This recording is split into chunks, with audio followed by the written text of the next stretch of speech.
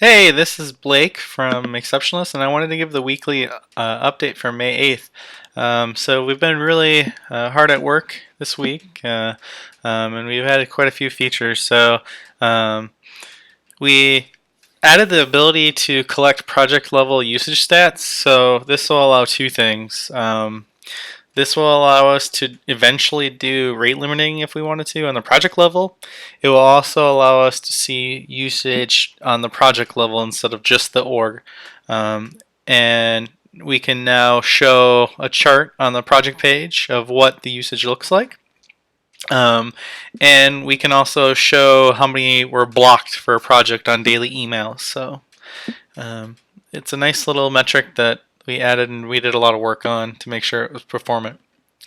Next, we added the ability to add notes to API keys. So now there's a nice little UI for adding notes to the API keys. So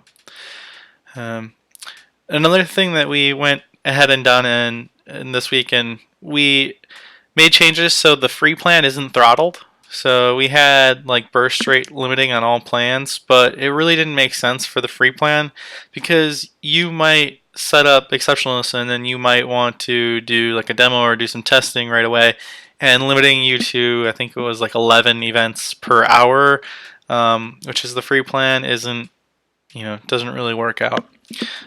So this kind of lets you play with it, get your hands wet, and it's much more user friendly.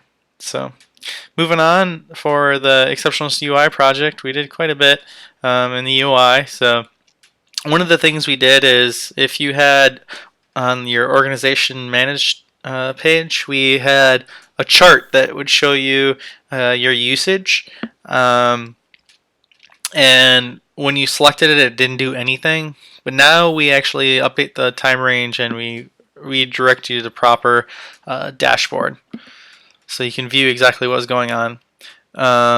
And we, like I said before, we added project usage stats on the project page. So right now we only have 1 month of data going forward, so we will be changing this to be showing more, and possibly filling in the stats so it looks a lot better. Next, we added the ability to see active users on the session dashboard. So previously, like, this was kind of a pain. Like, this little green icon means that they're online and active. Well, we added a little button right here, and you select this now, and it filters to only active users. And then going back on that more, previously, like, if you're on a stack page or you were viewing the sessions dashboard and the session or stack was marked as fixed, like, you didn't see anything. We've completely changed that and made it much more intuitive, so you always see a session here instead of nothing.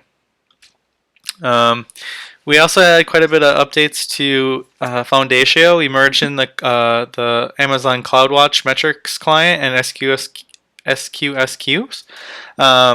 We also moved each client or each implementation to its own repository, so this will allow us to rev the main library much faster, and we won't have to run all the client builds at the same time. So if one client is having an issue, it's not going to bring down the tests, and it's going to prevent us from releasing an update.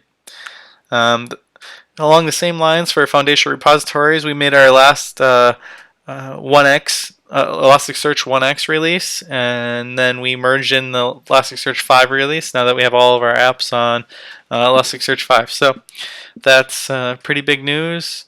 The same news here for Foundatio.Parsers. They're all merged in. So, all right, have a great day.